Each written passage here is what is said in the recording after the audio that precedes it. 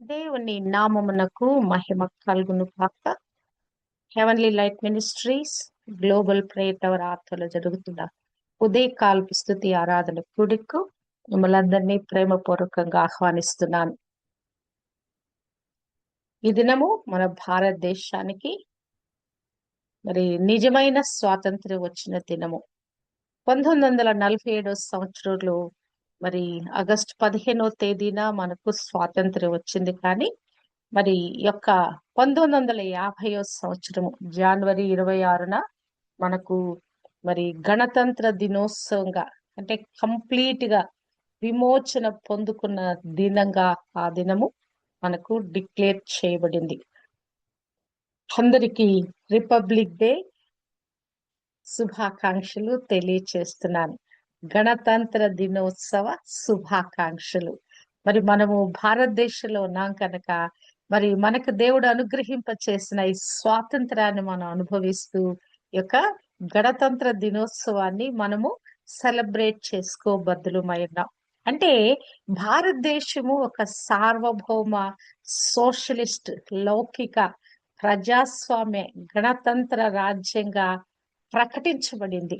మరి యొక్క జనవరి 26 రోజు భారతదేశ పౌరులకు ఎందుకు దేవుడు అనుగ్రహింప చేశాడు ఈ యొక్క స్వేచ్ఛ స్వాతంత్రం అంటే, అందరూ కూడా న్యాయముతో, సమానత్వంతో, స్వేచ్ఛ మరియు మరి సౌభాతృత్వంతో, మరి కుల మత తేడాలు లేకుండా అందరూ కలిసి ఈ ప్రజాస్వామ్య దేశంలో అందరూ కూడా ఏకంగా కలిసి అన్నదమ్ములుగా కలిసిపోయి జీవించాలని దేవుడు మన దేశాన్ని ప్రేమించి ఈ యొక్క మరి స్వాతంత్రాన్ని కంప్లీట్ మరి యొక్క ఫ్రీడమ్ ని దేవుడు మనకి ఇచ్చినట్లుగా మనం చూడగలము. అంటే బ్రిటిష్ ప్రభుత్వ మరి యొక్క వాళ్ళు ఏకఛత్రాధిపత్యంతో మరి అనేక దేశాలు ఏరారు కదా. బ్రిటిష్ వాళ్ళకి ఒక పేరు ఏంటంటే రవి అస్తమించని రాజ్యం అని అంటారు, బ్రిటిష్ రాజ్యము.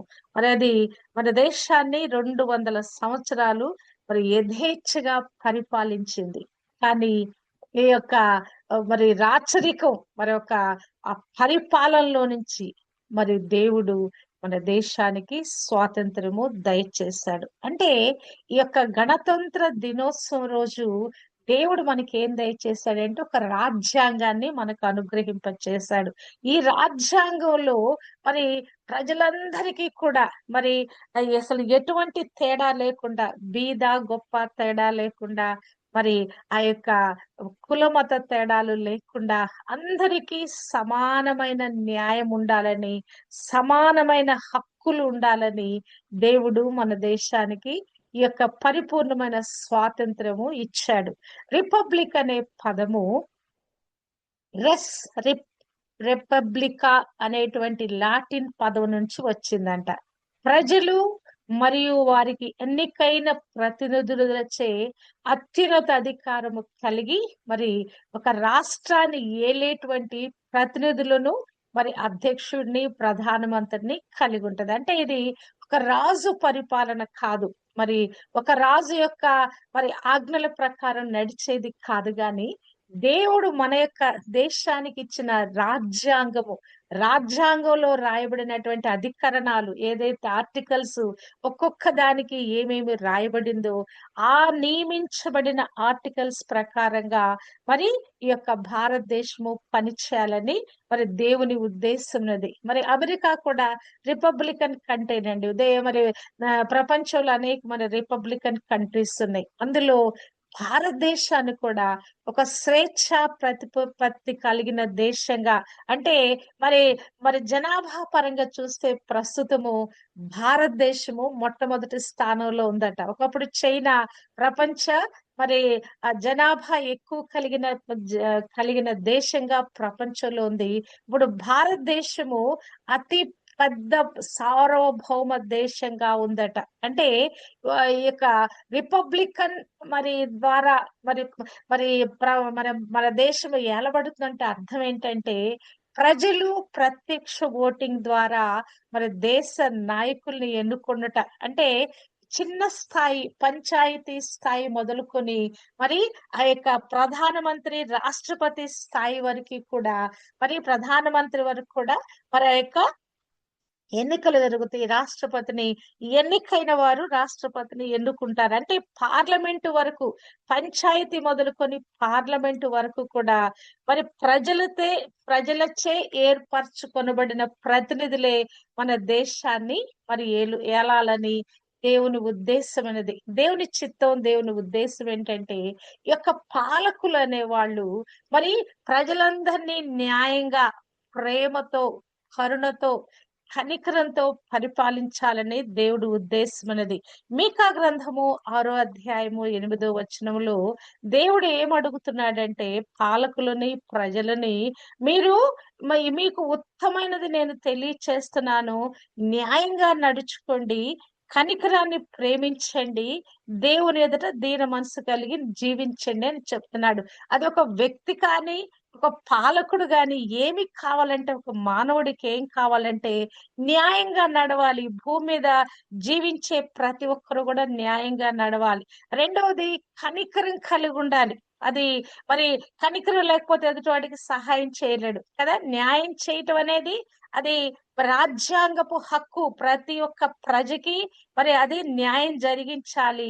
ప్రభుత్వంలో ఉన్న ప్రతినిధులు కూడా ప్రజల ఎడల కనికరపడి ఆయా చట్టాలు గాని వాటిని అనుసరించి పని చేయాలి. అంటే ఈ యొక్క రిపబ్లికన్ మరి ఈ యొక్క మనం పొందుకోవటానికి ఈ యొక్క స్వేచ్ఛను, ఈ స్వాతంత్రాన్ని పొందుకోవటానికి స్వాతంత్ర సమరయోధులు ఎంతో ప్రయాసపడ్డారండి. మరి మరి గాంధీజీ మొదలుకొని అనేక మంది మరి ప్రాణ త్యాగము చేయబట్టి భారతదేశానికి స్వాతంత్రం వచ్చింది. అసలు ఎంతమంది ఈ యొక్క స్వాతంత్ర పోరాటంలో పాల్గొన్నారు. మరి చాలా మంది అనుకుంటారు క్రైస్తవులు ఈ స్వాతంత్ర పోరాటంలో మరి ఏం పట్టించుకోలేదు అనుకుంటారు. కాదండి, గొప్ప గొప్ప జాతీయ స్థాయిలో క్రైస్తవ నాయకులు అనే వాళ్ళు కూడా మరి ఆ కాలంలో గాంధీ ఆ వరుణ కాలంలో క్రైస్తవ నాయకులు కూడా ఈ ఉద్యమంలో పాల్గొన్నారు. ఎందుకు? మనము కూడా పౌరులమై ఉన్నాం.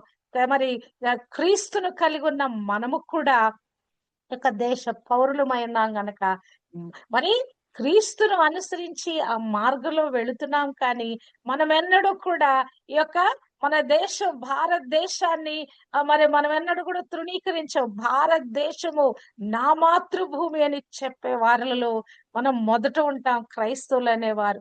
కానీ ఈ లోకంలో చూస్తే పాలకులు న్యాయం చేయటానికి నియమించబడ్డారు గాని అన్యాయము మరి యొక్క దేశంలో మరి పెచ్చు మీరిపోయిందండి. మరి మైనారిటీలు ఉన్న వారిని, మరి సమాజంలో బలహీన వర్గాలు ఉన్న వారిని మరి ఎక్కువగా అణిచివేస్తున్నట్లుగా మనము చూడగలము. అవునా కాదా? మరి ఈ యొక్క ఈ అంతరాలు అనేవి చాలా పెరిగిపోయినాయి. చాలా అంటే చాలా.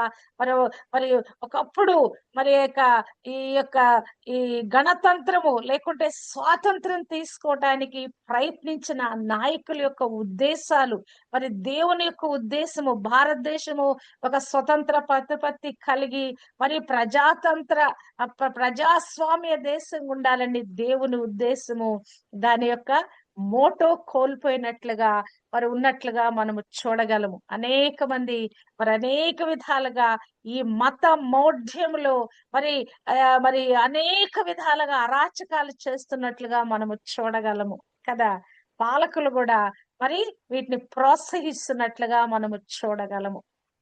అంటే ఈ యొక్క రాజకీయాలు నడిపిస్తున్న వారు, ఈ ఆర్థిక వ్యవహారాల పరిస్థితి, మరియు మీడియా, ప్రజా సంస్థలలో అధికారము, వీరందరూ కూడా మరి ఏం చేయబడ్డారంటే గాడి తప్పినట్లుగా ఉంది మన భారతదేశంలో. అంటే మరి ఏ ఏ ఉద్దేశంతో దేవుడు మన దేశానికి స్వాతంత్ర్యం ఇచ్చాడు, మరి ఆ స్పిరిట్ ని మరి ఆ ఉద్దేశాన్ని కోల్పోయినట్లుగా ప్రస్తుతం భారతదేశంలో ఉన్నట్లుగా చూడగలం.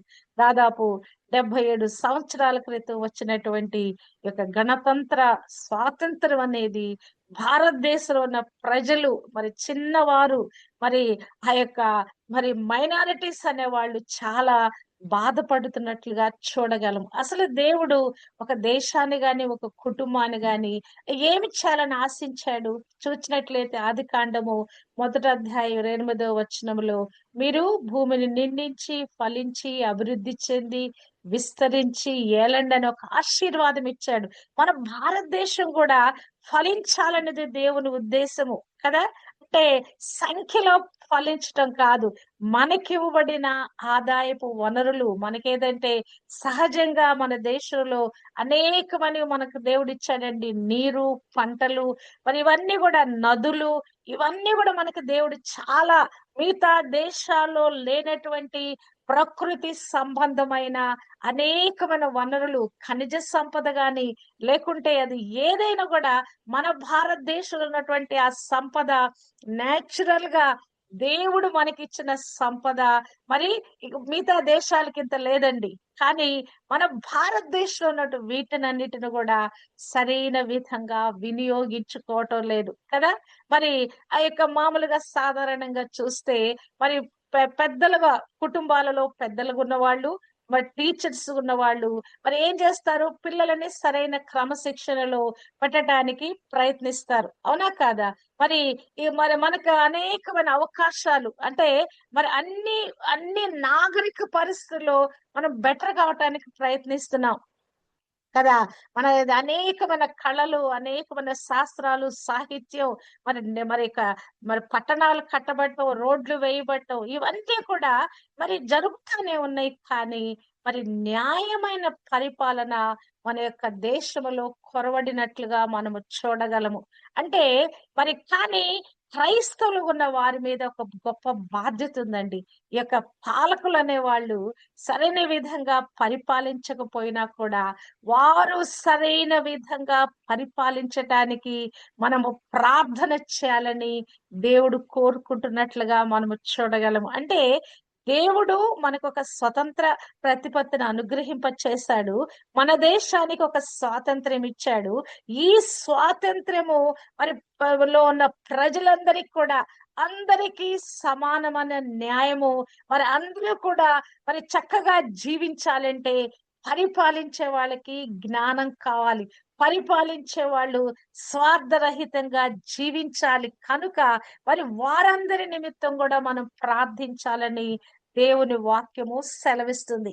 మొదటి తిమోతి పత్రిక 2వ అధ్యాయము 1, 2, 3 వచనాల్లో చూచినట్లయితే మనము సంపూర్ణ భక్తియు, మాన్యతయు కలిగి నెమ్మదిగాను, సుఖముగాను బ్రతుకు నిమిత్తము అన్నిటికంటే ముఖ్యముగా మనుషులందరి కొరకును, రాజుల కొరకును, అధికారుల కొరకును విజ్ఞాపనములను, ప్రార్థనలను, యాచనలను, కృతజ్ఞతాస్తుతులను చేయవలెనని హెచ్చరించుచున్నాను.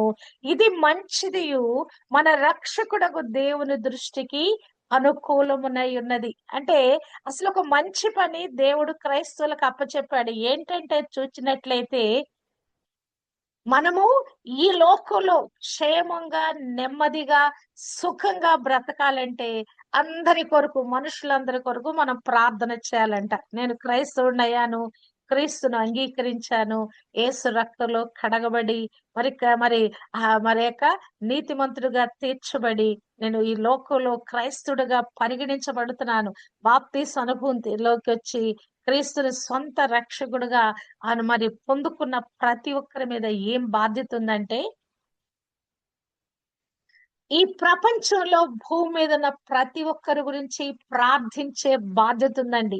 ముఖ్యంగా మనుషులందరి కొరకు మనం ప్రార్థన చేయాలి. అంతేకాదు మన దేశ నివాసుల కొరకు మనం ప్రార్థించబద్దులమైనాం. ఈ దేశము ఇప్పుడు భారతదేశం యొక్క మరి జనసంఖ్య ఎంతో తెలుసా? 145 కోట్ల ప్రజలమట మనమందరము. మరి నీవు నేను కూడా కలిపి, మన కుటుంబాలు కలిపి 145 కోట్ల ప్రజలై ఉన్నారు. వీరందరి నిమిత్తము, వీరి రక్షణ నిమిత్తము ప్రార్థించే బాధ్యత మన మీద ఉన్నది. అంతేకాదు రాజుల కొరకు, అధికారుల కొరకంటే పైనున్నటువంటి రాష్ట్రపతి, ప్రధానమంత్రితో పాటుగా ఆ యొక్క పార్లమెంటులో ఉన్నటువంటి ఆ మంత్రులందరి కొరకు, ఎంపీస్ కొరకు, ఎమ్మెల్యేస్ కొరకు, అంతేకాదు రాష్ట్రాలకి ప్రతినిధులుగా ఉన్న ముఖ్యమంత్రుల కొరకు, గవర్నర్ల కొరకు, ఇక్కడ ఉన్నటువంటి ప్రతి రాష్ట్రానికి సంబంధించిన ఆ మంత్రులు ఎవరైతే ఎమ్మెల్యేస్ ఉన్నారో వారి కొరకు, ఎంపీస్ కొరకు, అందరి కొరకు మనం ప్రార్థించాలి. ఇంకను అధికారులు అంటే అడ్మినిస్ట్రేషన్ డిపార్ట్మెంట్ లో ఉన్నవారు కదా, ఐఏఎస్ఎస్, ఐపీఎస్ఎస్లు, మరి తర్వాత ఇంకా ఈ యొక్క రాజ్య పరిపాలన విభాగంలో రకరకాల మరి డిపార్ట్మెంట్స్ ఉన్నాయి మనకి కదా. మరి ఆ యొక్క ఆ ఆ విభాగాల్లో ఉన్న వారందరి కొరకు కూడా మనము ప్రార్థించబద్దులమైనాం. మన లోకల్ బాడీస్ కొరకు, అంటే ఈ పంచాయతీ వ్యవస్థలో ఉన్న వారి కొరకు మనం ప్రార్థించబద్దులమైనాం కదా. మరి ఆ తర్వాత ఇంకా ఎవరెవరు మరి ఇంకా మనకు తారసపడే ప్రతి ప్రభుత్వ మరి ఆ యొక్క డివిజన్ కొరకు మనం ప్రార్థించబద్దులమైనాం. మనకు అందుబాటులో ఎవరుంటారు? పోలీసులు ఉంటారు, అవునా కదా. పోలీసుల కొరకు మనం ప్రార్థన చేయాలి అనుదినం. మనకు ఇంటరాక్ట్ అయ్యే వారు ఎవరంటే పోలీసులు, సర్పంచ్లు, తర్వాత వచ్చేసి మరి యొక్క ఆ, ఆ, తర్వాత ఎంసీహెచ్ వాళ్ళ ద్వారా మనకు అనేకమైన పనులు అవసరం. మరి ఆ తర్వాత మరి యొక్క కలెక్టర్స్, జిల్లా కలెక్టర్స్, ఇట్టి విధంగా ఎంతమంది అధికారంలో ఉన్నారు మనకి సహాయపడటానికి, వారు ఎవరెవరు ఆ ప్రభుత్వంలో పని చేస్తున్నారో వారందరి గురించట మనము విజ్ఞాపనలు చేయాలంట, ప్రార్థన చేయాలంట, యాచనలు చేయాలంట, కృతజ్ఞతాస్తుతులు చెల్లించాలంట. వాళ్ళు చేస్తున్న మంచి కార్యాలను బట్టి కృతజ్ఞతాస్తుతులు చెల్లించాలి. వారి రక్షణ నిమిత్తము విజ్ఞాపన చేయాలి. మన యొక్క దేశ పరిస్థితులన్నీ కూడా సరి చేయబడటానికి ప్రార్థన చేయాలి. ఆ ప్రార్థన దేవుని యొద్దకు మరి వేడుకోలుగా, ఒక యాచనగా, మన గురించి మనం ఎట్టి విధంగా దేవుని దగ్గర మరి ప్రలాపించి ఏడుస్తామో అట్టి విధంగా మనం ప్రార్థన చేయబద్దులమై ఉన్నామంట. ఇది దేవుని దృష్టికి మంచిది, మరి అది అనుకూలమైన కార్యం ఉన్నట్లుగా మనము చూడగలము. ఎందుకంటే క్రైస్తవులమైన మనము ఈ లోకంలో ఎలా ఉన్నాం? వెలుగు వలె ఉన్నాం, ఉప్పు వలె ఉన్నాం. అంటే ఈ యొక్క సంఘంలో, సమాజంలో మనదైనటువంటి గుర్తింపు ఏంటది? క్రైస్తవులు అంటే ఎవరు? మరి ఉప్పు వలె కలిసిపోయే వాళ్ళు, అంతేకాదు వెలుగు వలె మరి ప్రజలకు మరి ఆ దారి చూపించే వాళ్ళు, వెలుగుగా ఉంటూ అనేక మందిని ఆ వెలుగులోకి తీసుకుని వచ్చేవాళ్ళు. కానీ ఈ పని క్రైస్తవులు మర్చిపోయారండి. ఆ యొక్క మరి దేవుడు మన మీద పెట్టిన బాధ్యత కదా. వెలుగు ఏం చేస్తుంది? అందరినీ వెలిగిస్తుంది. నువ్వు వెలుగుగా ఉన్నావంటే అనేక మంది నువ్వు ఆకర్షించాలి ఈ వెలుగులోకి. మరి ఆ యొక్క వెలుగు ప్రసరింప చేస్తూ ఈ గుడ్డితనంలో ఉన్న ప్రజలను మన వెలుగులోకి తీసుకుని రావాలి. కానీ మనము కూడా మరి యొక్క స్వార్థానికి లోబడితే గనక దేవుని యొక్క పనిని మనము చేయలేం. క్రైస్తవులుగా మనము మరి యొక్క వీరి కోసం ప్రార్థించడమే కాదు గాని మనము కూడా మరి దేశ పక్షాన నిలబడి ఏదైతే అసమతుల్యతలు, అసమాధానాలు, లేకుంటే అరాచకాలు మన దేశంలో జరుగుతున్నాయో వాటన్నిటి నిమిత్తం కూడా అనుదినము మనకు అనేకమైనటువంటి వార్తలు వినిపిస్తా ఉంటాయి. మనం పేపర్ చదివితే పేపర్లో మన దుర్వార్తలు వింటాము, యొక్క టీవీస్ లో వింటా ఉంటాము కదా, మరి రేడియోలో వింటా ఉంటాం. అనేక విధాలుగా ఎక్కడెక్కడ ఎటువంటి ఘోరమైన కార్యాలు జరుగుతున్నాయో మనం వింటా ఉంటున్నాము. విన్న తర్వాత మన బాధ్యత ఏమైనది? వారి నిమిత్తంగా విజ్ఞాపన చేయబద్దులమై ఉన్నాం. ఎక్కడెక్కడ అది మన సమస్య కాదు గాని దేశానికి సంబంధించిన సమస్య, దేశంలోని ప్రజలకు సంబంధించిన సమస్య గనక దీనిని మనము ఖచ్చితంగా మరి మన అనుదిన జీవితంలో ప్రార్థించబద్దులమైన.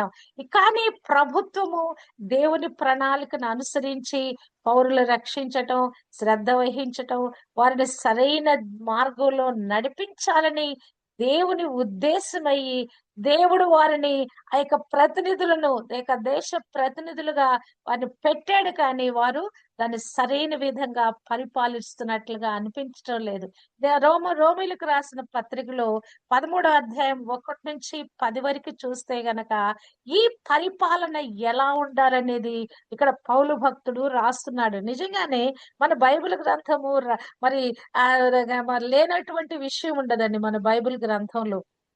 అన్ని సామాజిక, రాజకీయ, మరి సామాన్య ప్రజలకు కూడా అందుబాటులో ఉన్నటువంటి అనేకమైన విషయాలు మన బైబిల్ గ్రంథంలో రాయబడినాయి. అవునా కదా?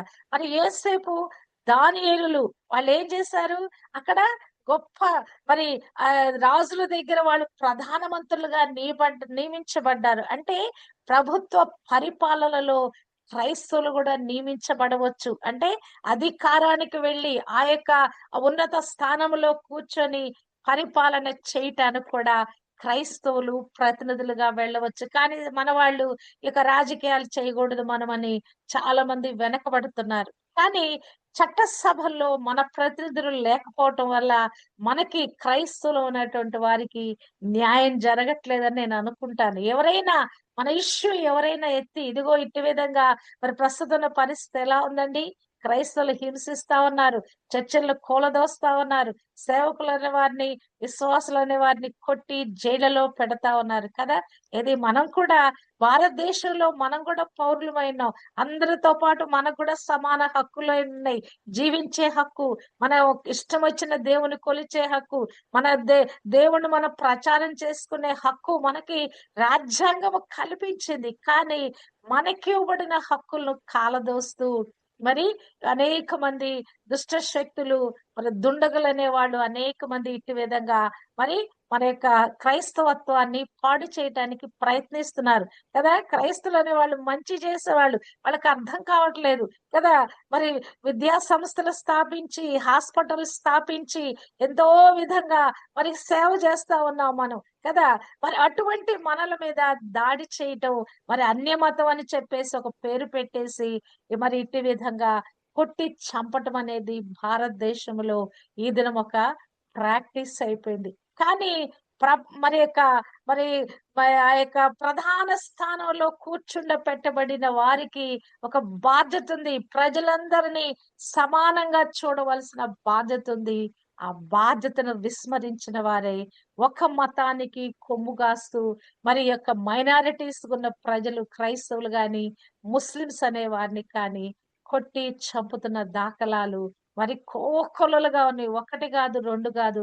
రోజుకి ఎక్కడో ఒక చోట మరి అనేకమైన విధాలుగా మరి యొక్క ప్రజలు మరి హింసింపబడుతున్నారు, బాధింపబడుతున్నారు. మరి రోమీయులకు రాసిన పత్రికలో మరి రాయబడిన మాట ఏంటంటే, ప్రతివాడు పై అధికారులకు లోబడి ఉండాలి.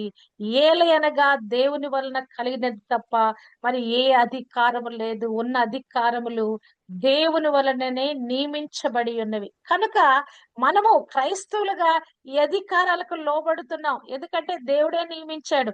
ఒక ఒకరిని ఆ యొక్క హెచ్చైన స్థితిలో ఉంచాలంటే అది మానవులు ఎంత మరి చేసినా కూడా దేవుని అనుమతి లేకుండా ఏ ఒక్క దేశాధ్యక్షుడు కూడా దేశాన్ని ఏలలేడండి. వాళ్ళు దుర్మార్గులైన, చెడ్డవారైన, అడ్డదారులు దొక్కి వారు మరి యొక్క పదవులను అలంకరించినా కూడా వారు దేవుని చేత నియమించబడిన వారుగా ఉన్నట్లుగా మనము చూడగలము. కనుక ఈ యొక్క మనం చేయవలసిన బాధ్యత ఏంటంటే మన మీద ఏం బాధ్యత ఉందంటే ఈ యొక్క ఈ యొక్క పరిపాలన వీడికి అప్పచెప్పబడిన పరిపాలన మరి చేసే పరిపాలన న్యాయంగా పరిపాలించాలంటే మనం అనుదినం కూడా మరి దేవుని రాజ్యము ఈ భూమి మీద స్థాపించబడాలనే మాట కూడా మనం ప్రార్థన చేయాలండి. అనుదినం మనం చెప్పే పరలోక ప్రార్థనలో మత్తయి సువార్త 6వ అధ్యాయము 9, 10 వచనాల్లో చూస్తే గనక మరి ప్రభువు ఆ యొక్క శిష్యులకు నేర్పిన ప్రార్థనలో మీరు ఇలాగున ప్రార్థన చేయమని చెప్తూ, పరలోకమందున మా తండ్రి, నీ నామం పరిశుద్ధపరచబడును గాక, నీ రాజ్యం వచ్చును గాక, నీ చిత్తము పరలోకమందు నెరవేర్చున్నట్లు భూమి యందును నెరవేరును గాక అనే ఈ ప్రార్థన ప్రభు నేర్పించాడు. అంటే మరి ఆ యొక్క దేవుని నామము ప్రపంచ యావత్తు ఉన్న ప్రతి ప్రజలో, ప్రతి దేశంలో నెరవేర్చబడాలి. అంతేకాదు, పరలోకంలో ఎటువంటి పరిపాలన జరుగుతుందో ఆ పరిపాలన, ఆ రాజ్యము ఈ భూమి మీద స్థాపించబడాలన్నది దేవుని ఉద్దేశం ఉన్నది. ఈ యొక్క రాజ్యాలన్నీ కూడా దేవుని యొక్క రాజ్యాన్ని పోలే ఇక్కడ అన్ని కూడా అధికారాలు, రాజ్యము ఈ విస్తరణ జరిగింది గాని, పాలకులు అనేవారు మొట్టమొదటగా దేవుడు వాళ్ళకు అనుగ్రహింప చేసిన న్యాయంగా ప్రవర్తించండి, కనికరం కలిగి ఉండండి కదా, దేవుడైన నా ఎదుట దీన మనసు కలిగి ఉండండి అని చెప్పిన ఈ మాటను పాలకులు మర్చిపోయారు. ఆ గద్దెనెక్కేటప్పుడు వాళ్ళు చేసే ప్రమాణాలు కదా, తప్పనిసరిగా ప్రమాణం చేసే వారు ఆ పోస్ట్ లోకి వెళుతారు. కానీ ఎవరు ఆ ప్రమాణాన్ని నెరవేరుస్తున్నారు? నేను రాజ్యాంగానికి లోబడి మరి ప్రజలందరినీ న్యాయంగా పరిపాలిస్తానని వాళ్ళొక స్టేట్మెంట్ ఇస్తూ అక్కడ ఆ దినం ప్రమాణం చేస్తారు. ఎవరు ఆ ప్రమాణాలను నెరవేరుస్తున్నారు? కనుక భూమి మీద దేవుని రాజ్యము మరి నియమించబడులాగున మరి మనము అనుదిన ప్రార్థనలో మరి మనము వారిని జ్ఞాపకం చేసుకోవాలి.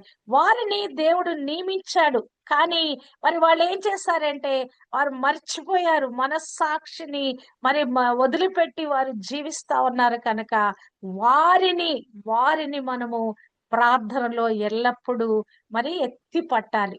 మరి రోమిలకు రాసిన పత్రిక 13వ అధ్యాయము 6వ వచనంలో చూస్తే వారు దేవుని చేత నియమించబడిన వారై ఒక సేవా పరిచర్య చేయటానికి వారు ప్రతినిధులుగా ఉన్నారు. కానీ వారు ఏం చేశారంటే వారు దాన్ని మర్చిపోయారు. కానీ క్రైస్తవులమైన మనము ఎన్నడూ కూడా యొక్క బాధ్యతలను మనము మర్చిపోకూడదండి, విస్మరించకూడదండి. మనము ఈ లోకంలో జీవిస్తున్న మనము పన్నులు చెల్లించాలి. 13:7 అంటాడు రోమీలకు రాసిన పత్రికలో.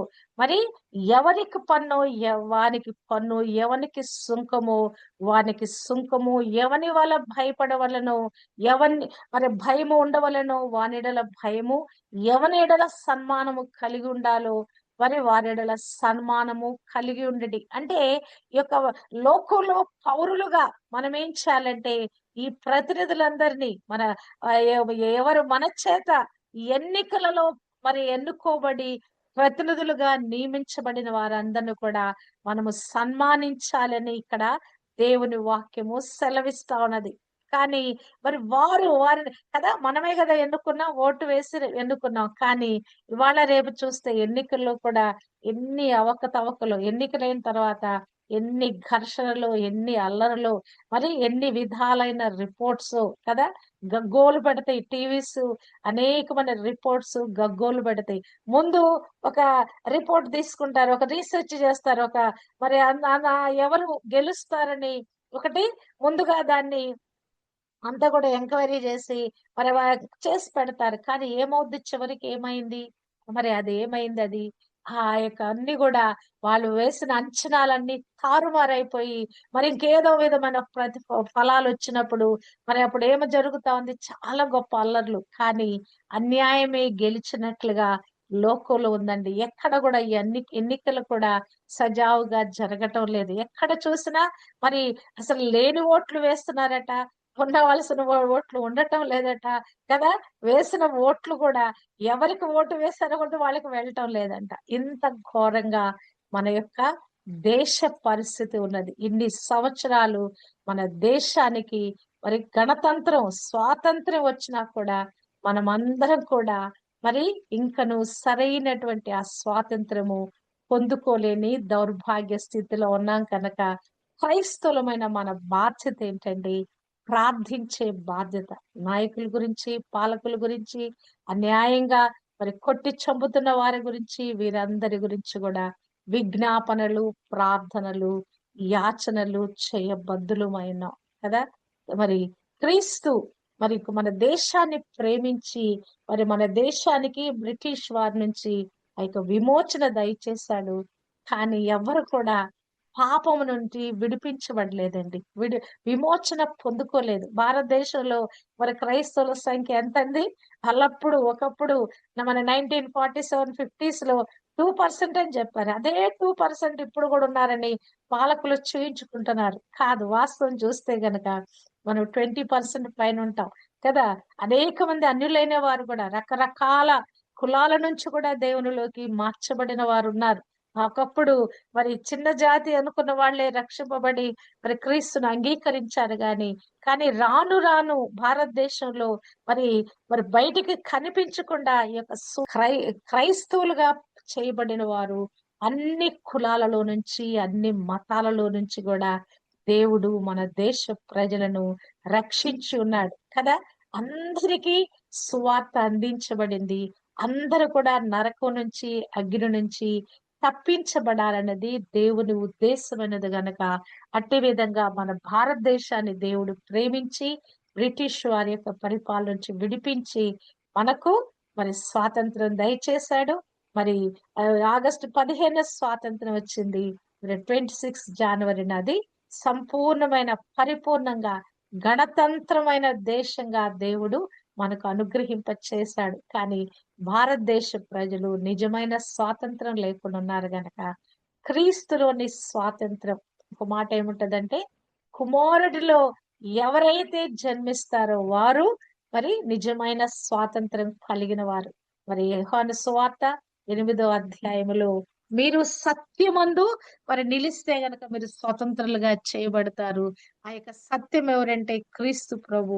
కుమారుడు మిమ్మల్ని స్వతంత్రులుగా చేసిన యెడల మీరు నిజమైన స్వాతంత్రం పొందుతారని వాక్యము సెలవిస్తుంది. అట్టి విధంగా మన దేశ ప్రజలకు ఈ స్వాతంత్రము, క్రీస్తులోన నిజమైన స్వాతంత్రము పొందుకొందురు కాక. అట్టి కృప మన దేశ నివాసులకి దేవుడు అనుగ్రహింప చేయును గాక. అందరూ క్రీస్తును అంగీకరించి నిజమైన స్వాతంత్రం అనుభవించువారుగా మన దేశ 145 కోట్ల ప్రజలందరూ కూడా ఆ రక్షణ పొందుకొని నిజమైన స్వతంత్రులుగా చేయబడుదురు కాక. ఆమేన్.